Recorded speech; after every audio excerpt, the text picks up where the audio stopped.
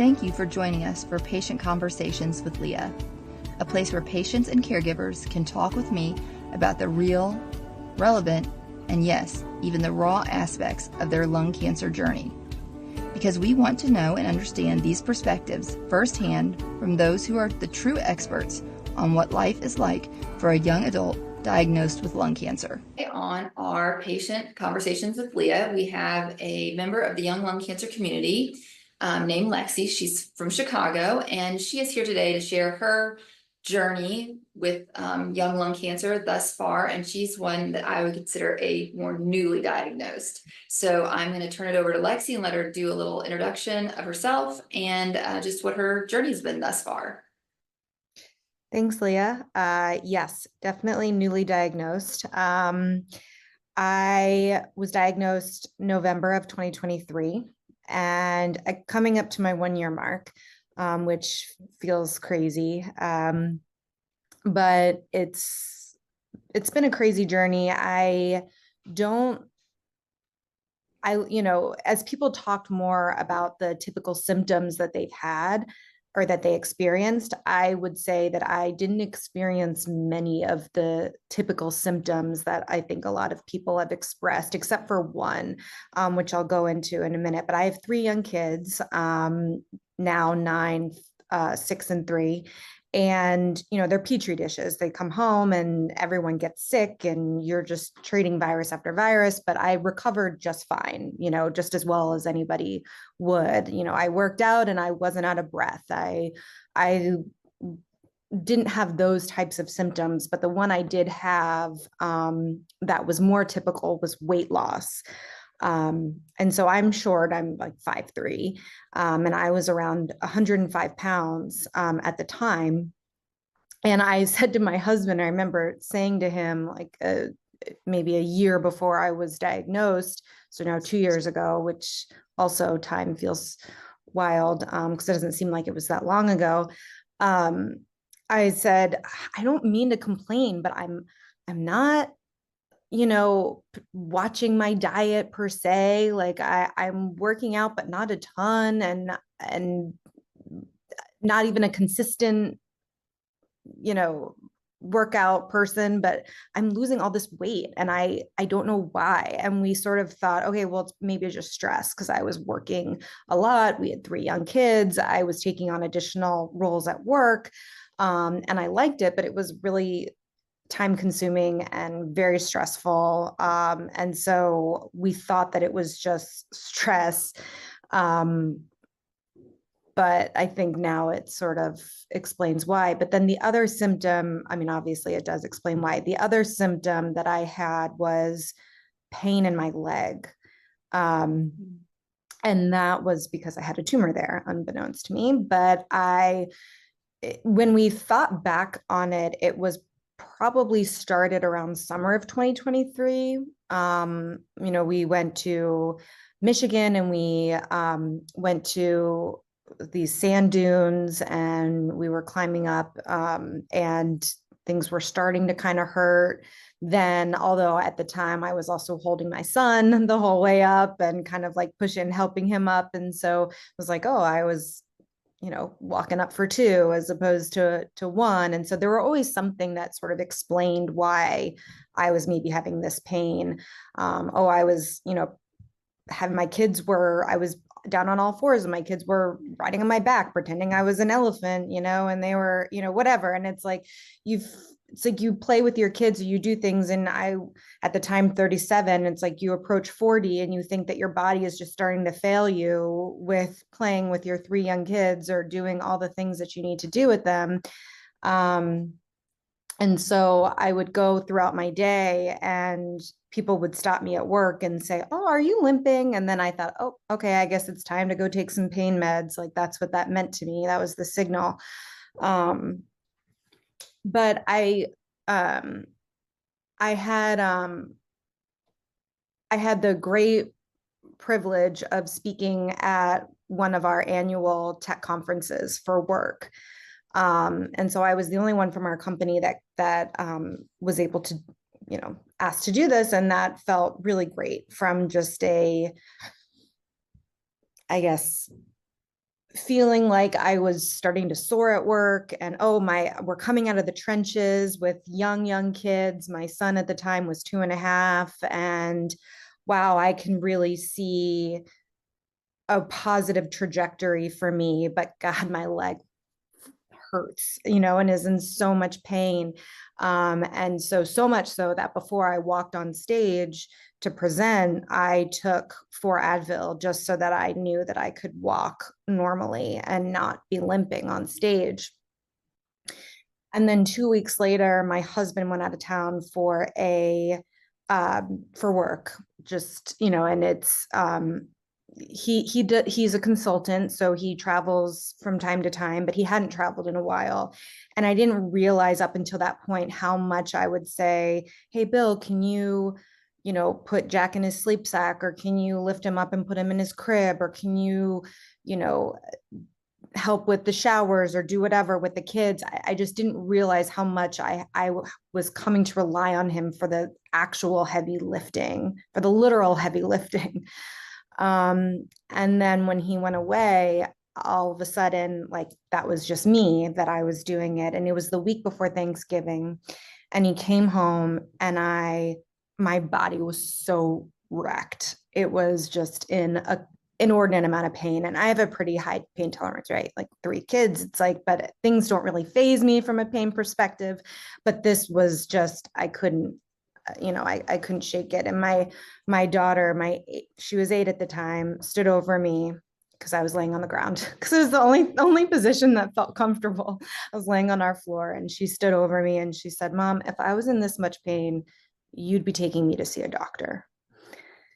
And I was like, oh, out of the mouth of babes. Yeah, that's right. That's right. I was like, okay, done. Like, that's it. That is the straw that broke the camel's back. Like, you got it. But I didn't know where to start. Like, I was like, who do I go to first? And so my brother-in-law is a doctor he's a MFM. So he is a OB and delivers babies. And I told him what was going on, and he knew that I had some pain in my leg, because we had,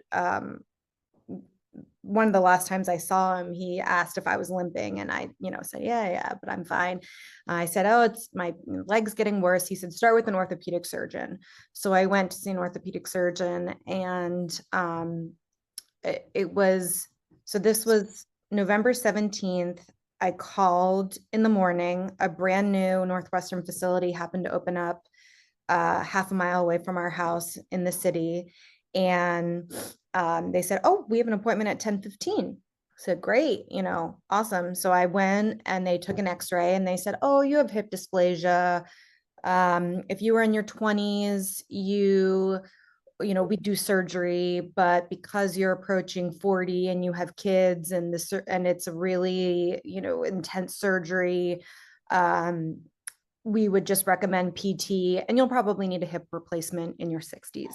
And I was like, all right, well, whatever, that's what it is what it is. And he said, you'll need 6 weeks of PT and maybe an injection with an MRI. If the pain gets, worse, bad enough. And I said, I'm really in a lot of pain. Do you think we could just go ahead and get that MRI now? And he was sort of hemming and hawing. There was nothing on the x-ray that would have signified any sort of need for it, but we were kind of joking. I was being self-deprecating, as I normally am. And he, was like, okay, I'll write you the script. I said, great. So I went down, and there was imaging on the 2nd floor of that same building. And I went down, and I said, hey, I have a script for an MRI. Can I schedule it? And she said, it takes 3 days for us to process the referral. Then we can schedule you. And I was like, this is a beautiful facility. And she was like, it is. I said, brand new, right? She's like, yeah, we just opened 2 weeks ago. I was like, nice. It's not even busy yet. And she was like, okay, and I was like, look, you're here, I'm here, nobody else is here. I mean, it was a completely empty room. Like, what do you say? Like, do you think you could squeeze me in? And she kind of laughed, and she messaged the tech in the back, and they said, oh, they'll see you in 5 minutes. So I'm thinking like, I am on my game. Like I am taking care of business, got the MRI, went home, I should say limped home. And I like made all my physical therapy appointments and I finished up some reports for work and I'm feeling like I'm ready for the Thanksgiving week. And that was around noon. And at 3:30, I got a call from the orthopedic surgeon and he said, I mean, he actually was sort of frantic on the phone and he had just left the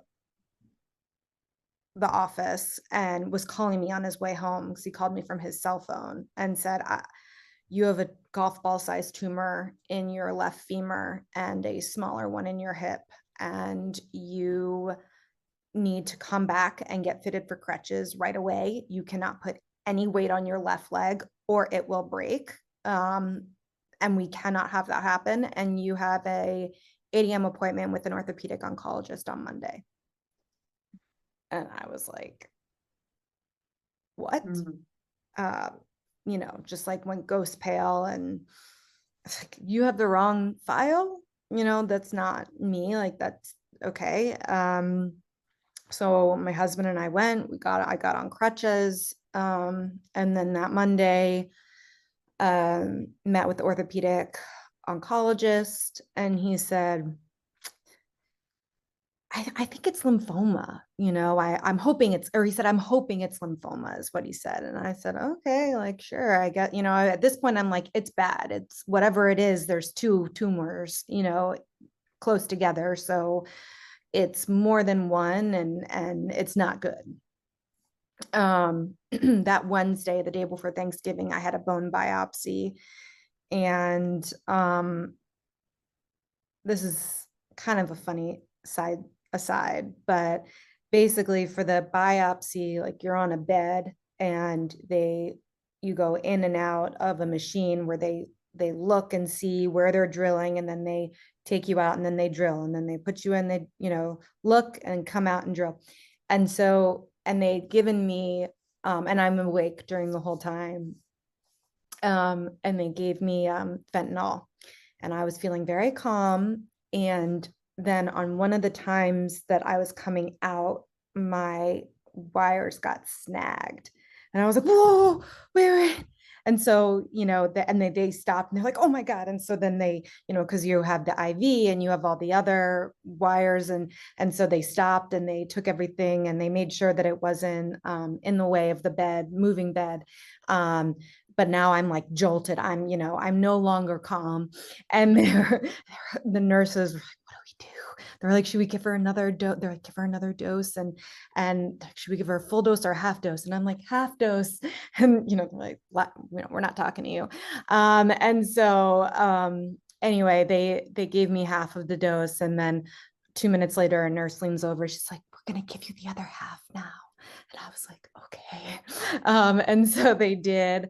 And it was, you know, the rest was fine, but then I was pretty calm and I started singing Queen, Don't Stop Me Now, just while they were drilling in my leg and taking out, you know, some of my tumor. And it's become sort of my anthem throughout this experience. But then the next day was Thanksgiving. We're just scared, you know, we don't know what else to be because we don't have answers and we have to wait. And we know now that because it's the holiday weekend, everything is going to take longer and no one's doing anything with this, you know, sample that they took, although I'm very happy that they took it. And that we got that in before Thanksgiving. But I'm like determined to still give my family the familiar flavors. And so we set up a table and a chair and my husband was kind of like the sous chef and he's bringing me everything that I need and, you know, made all the things that everybody knows of, you know, what those flavors are for Thanksgiving. But it was a pretty dark Thanksgiving. You know, it wasn't, it was stressful and everyone was sad, but we didn't know what to be sad about yet. And it was really, really hard.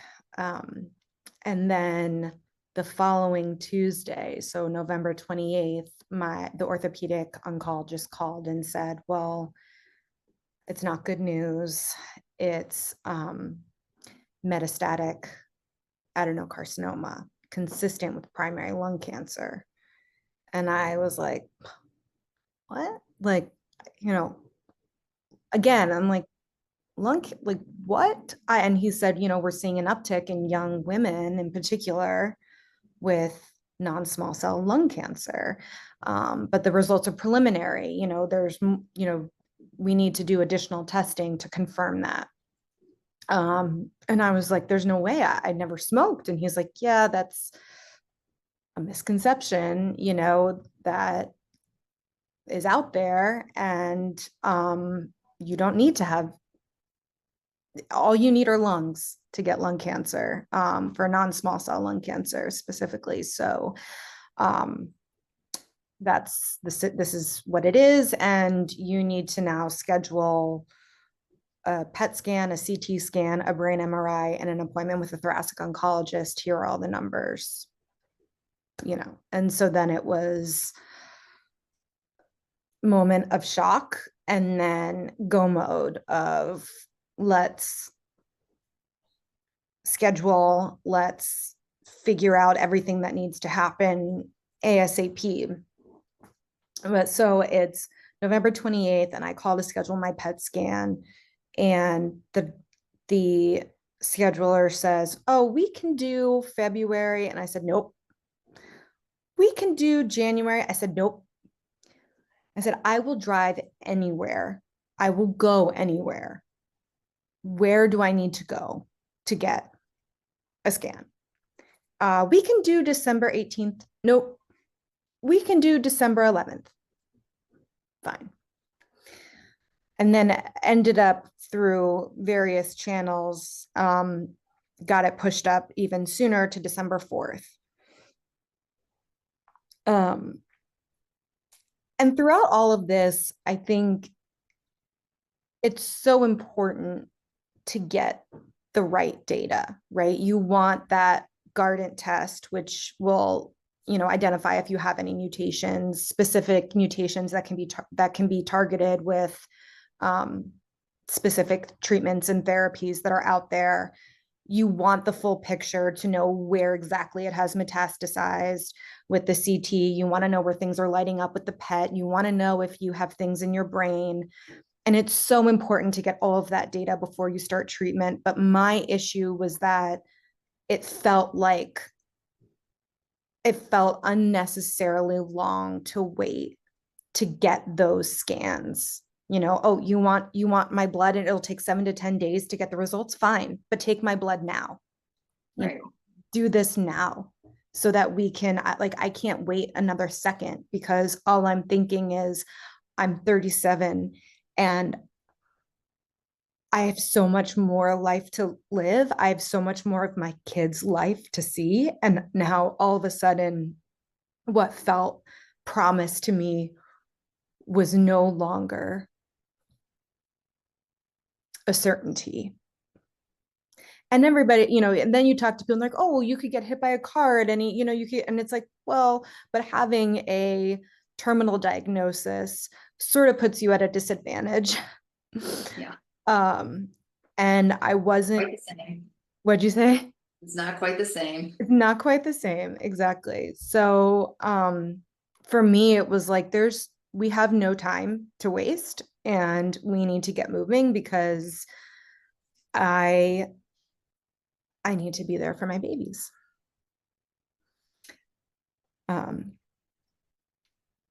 So,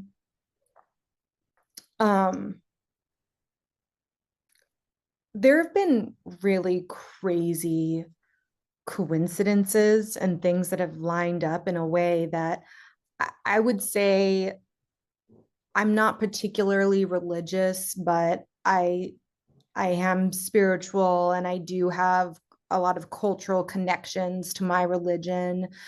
But there've just been such strange things with timing that have happened throughout this, where it's just feels hard to overlook. Something greater. Something greater. Yeah. Something, I was diagnosed 2 weeks before clinical data came out around, using amivantamab as first line of care in conjunction with carboplatin and pemetrexed to show greater efficacy. And it was initially denied by my insurance because it was so, fresh off the pages. Yeah, so new as being the first line of care. But my doctor is amazing, and she called on my behalf and, got it approved. But it sort of felt lucky, if you could even say that word in this situation, but that it got, the timing felt lucky such that I was diagnosed at a point where I could have that be my first line of care as opposed to second line. And there's a number of other things that have sort of weirdly happened, but sort of jumping ahead to the actual diagnosis, where when I got all of that data that I had talked about, the blood work and the bone biopsy and the PET and the brain MRI and the CT all conclusively came back as metastatic non-small cell lung cancer, EGFR mutation, and an exon 20 insertion. And what my doctor had told me is that I likely have had this for 5 to 7 years, so through 2 pregnancies, and that she believes that it went metastatic in the last year, which to me is just wild. Crazy, right? Crazy. And one of the things, though, that I feel like I talk about with people, they're like, oh, there's nothing that, no ultrasound, nothing that they would have done that would have picked up or seen anything. And no, I mean, there wasn't. And I think that a lot of people want to try to find, what could we have done differently, or, where could we have looked, or in a different way. And even my blood tests, my initial blood tests, CBC and everything, all the basic ones that you would just get were all normal. I present, yeah, perfect. Perfect. Exactly. Yeah. So,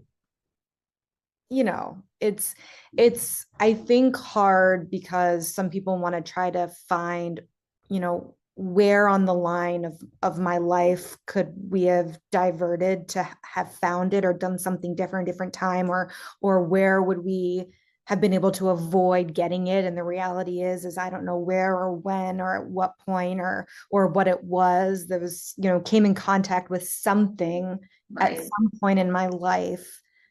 Could have been any time, and my body held on to it and processed it and created cancer from it, whereas someone else expelled it. Right. And I think people just have a really hard time grasping that concept of there's just nothing that I could have done. Prevent it or know sooner. And I think too, when you say you have a genetically driven cancer, people automatically assume that means like hereditary, like you've gotten this from someone in your family. And I always have to say, no, this is a somatic gene mutation. Most people don't know what that means. So then you have to go into this, my gene was healthy when I was born. Somewhere along the way, it broke, and EGFR is a helping gene. It cleans up, and it couldn't clean up because it was broken. And so, I mean, you're right. I think it's so shocking to people when they see people like yourself or myself or all the other people that we come in contact with that are in the same situation, that look healthy, have taken care of themselves, are young. I was 43 when I was diagnosed. And, like you said, you were so shocked. How could it be? my diagnosis was a little different. It took place while I was inpatient in the hospital. But, when they came in and said lung, they basically told me it was ovarian or breast. That's just what they knew it was. And then they did a bone biopsy and it came back that it was lung cancer. And when they said lung cancer, I was like, I mean, I never smoked. And, it was like and I always say you could have knocked my mom and my husband and I over with a feather because we were all so shocked by a lung cancer diagnosis. I mean, who would have thought? And I think that is maybe one of the biggest problems we're facing right now. And is that, there's such a stigma around lung cancer. You must have done this to yourself. You must have been a smoker, whatever it is, that no one's talking about it. And, I commend you for, being a year, not even a year out, and being able to tell your story like that, because we're the people that are gaining attraction. Like, wait, I can relate to that person. They're not 75 years old. Wait, like they didn't smoke. This could happen to me. And, that's part of the education piece. And, as I'm hearing you tell your story and I'm thinking back at like so many things, it brings back so many memories. I mean, when they told me I had metastatic cancer before I even knew it was lung cancer, I was like kind of having a panic attack in the hospital. I was like, I can't be done. I can't die. I said, my job is not done here. I have 3 small children. Like, I can't.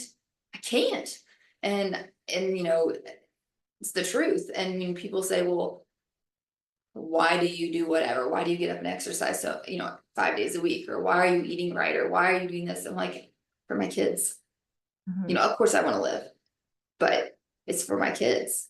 And I think, that is a really hard pill to swallow, especially at first. Now, I will not say it gets easier, because it does not, but I mean, the shock of it at first. And so I hear you saying coming up to your 1 year.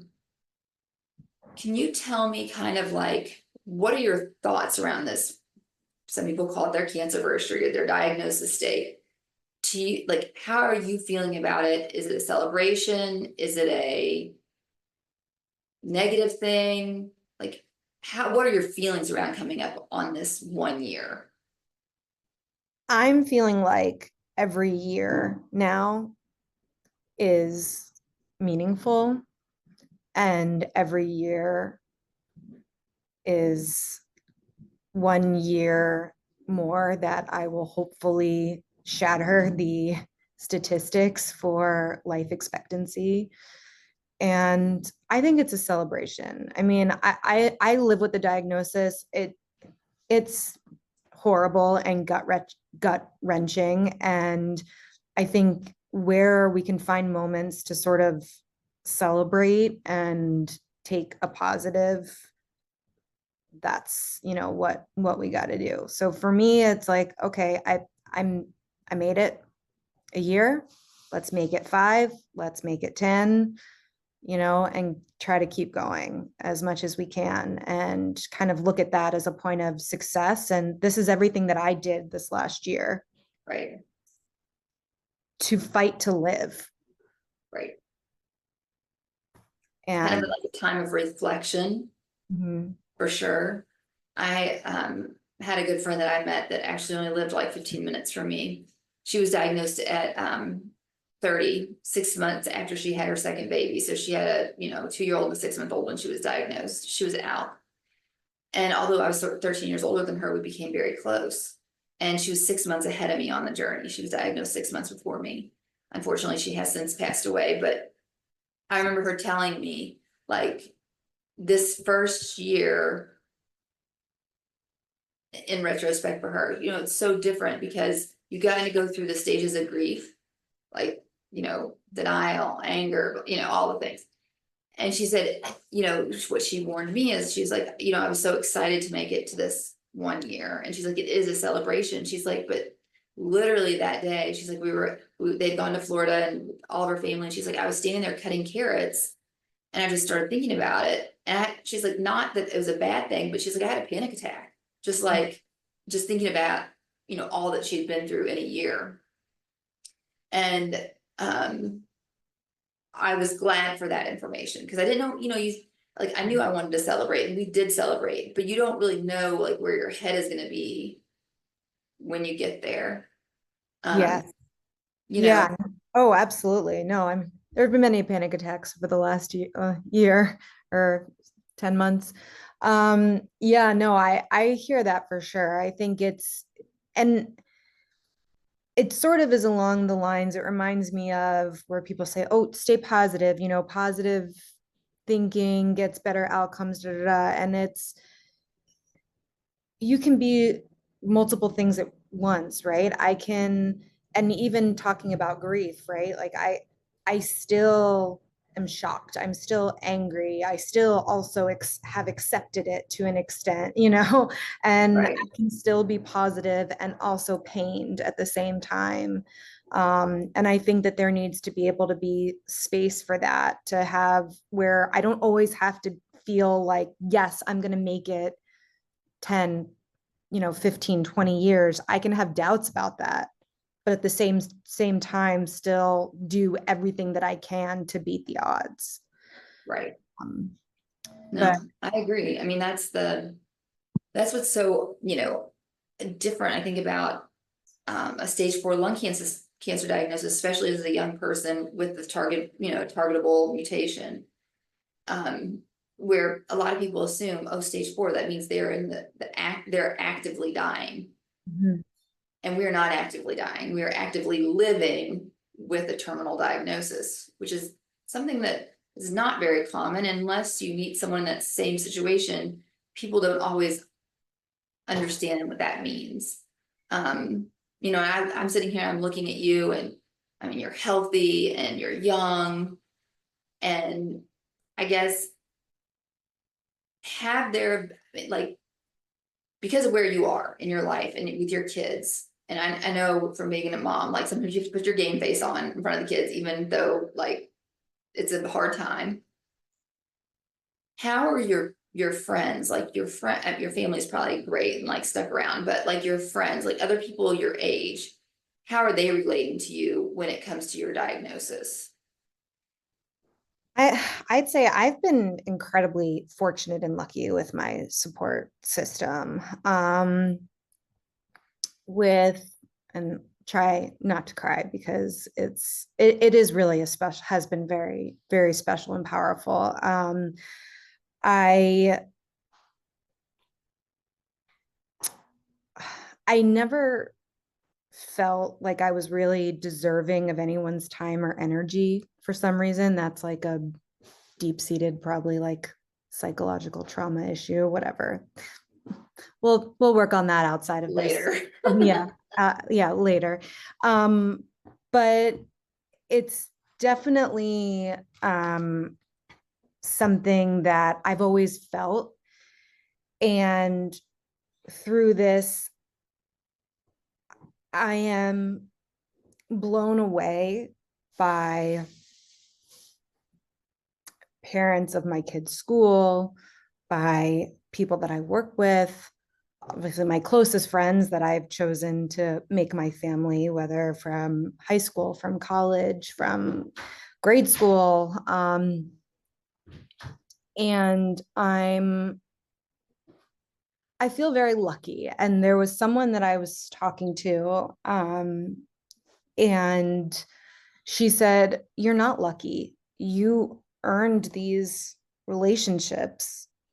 And I never thought of it in that way. And I still have a hard time thinking about it in that way. And so I'll hold on to my belief that I am very lucky because the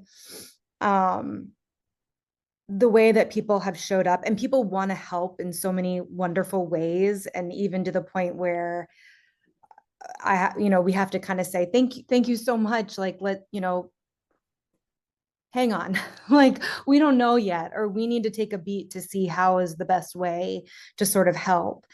And we're so appreciative of all the love and support that I've received, and my family has received.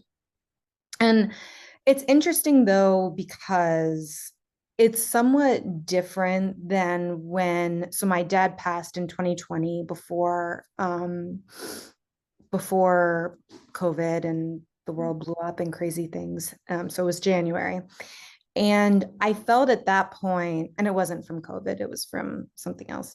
And I felt at that point a realization that people within my sphere deal with tragedy very differently, where some people reach out, some people kind of shy away, some people try to distract but don't really want to talk about it, other people want to talk about it, and that other different people sort of react to these things differently and handle these traumatic situations differently. And that's not a reflection of me or of who I am or how they feel about me. It's a reflection of someone's own personal comfort with some difficult things and with challenging situations. And so it took me some time to kind of understand that and be okay with that. And I think that when this happened, I sort of expected to have, yeah, some people will, different people will react differently, just as they had when my father died. And I'm finding that not to be the case with this situation. My own, experience, and I feel very fortunate. Well, that's great, because community and support is definitely needed through this, and at different times you need it more than others, but it's still a big need. So it makes me feel good that your people have rallied around you and are supporting you and, loving you through all of this, because it can be hard. It can be very hard. Yeah. And I'm fortunate. I know that there's, that's not everybody's situation. And I, hope that through communities like this, we can find our own community of people and have, other areas that can lift people up. Right. And, talking about that, other areas and how we can kind of connect. And you mentioned the World Conference on Lung Cancer, and that was my first big event, truly big event, where it was everyone, any patient that was there because they had lung cancer. And I would encourage you, you're in a bigger city than I am, if there is a group that has already formed, or if you could start a group, because, some of the best people I've met have been people I've met through this community. And it does really help to have something, when you're together in a room, there's something special about that versus, all the things virtual are great, because I love it. I've met a lot of people that way, but it is so, so nice if you could have somebody near that understands kind of what you're going through. I always say it's nice to have somebody that's ahead of you that you can look forward and like get your hope from. It's nice to have somebody walking along with you, kind of right where you are, so that you can share and understand what's going on. But it's also nice to have somebody behind you that you're leading as well, like have those three facets. And I can just tell by talking to you that you're someone that would be a leader to someone, you would be a friend to someone walking along. And I know you're looking, for the hope that's ahead of you. So I would just encourage you, if you could find a local friend, and Yeah. even my best local friend that I was telling you about, she was ALK positive. It doesn't have to be the same mutation. It's just that you're kind of in the same crazy, unbelievable spot.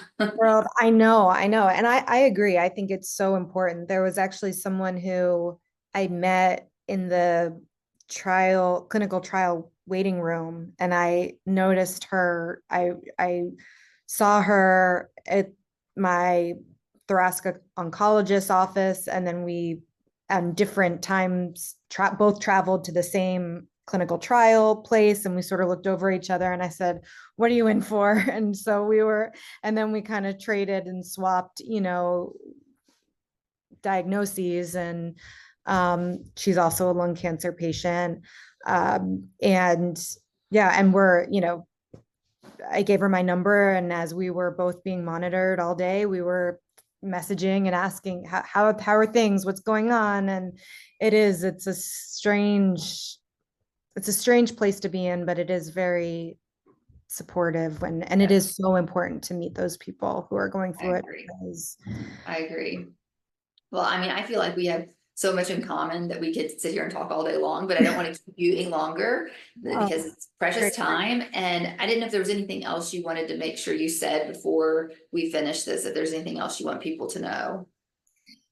It is, and I feel like there's so much more that has happened in the last year that we didn't, that I want to share, whether here or over time. But, I had a goal. I was diagnosed on November 28th with the initial diagnosis, and I had a goal to get treatment by my birthday, which was December 14th. And it was sort of set up from some nurses saying that probably won't happen, and that's really hard to do. And I said it's going to happen, and I ended up getting my first round of chemo December 13th, so that was my birthday present.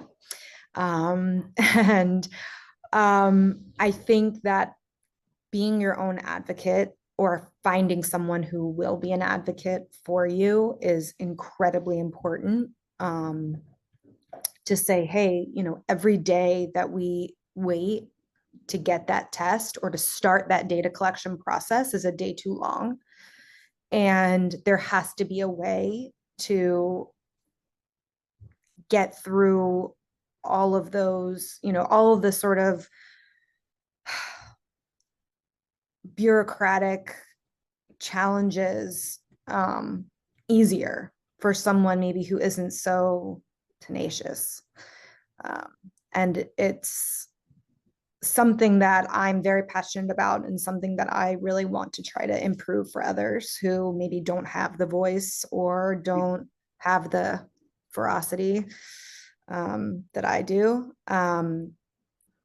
But to me, it was, okay, now what's the next thing we got to do? And there's so much that I can't control within this process. There's so much that I can't dictate, but getting on calendars and, oh, you need my blood, you can take my blood. Oh, you need to scan my brain, let's scan my brain. Like, let's do these things that need to happen as soon as possible so that we can start to get moving on things. Yeah, I think that's a good message for the listeners, because it's easy to have people at the offices or on the phone tell you, oh, just wait till here, but you have to be strong and you have to say, this is what I expect, this is unacceptable, and that's sometimes takes a little bit to learn. So I think that's leaving the viewers with a good message. So I really appreciate you being here with us today. It's been an honor to talk to you, and I just wish you the best of luck. And on your cancerversary, I'll be saying a celebration prayer for you and just thinking all the good things, because it is something to be celebrated. Thank you. Thank you so much. Yeah, it's been great speaking to you, and you're definitely someone that I've looked to. Well, thanks. So I hope that we get to keep in touch, and yes, that we can see how far we can get on this journey, and hope it's long time. Long time. That's right. Well, thank you so much. Thank you.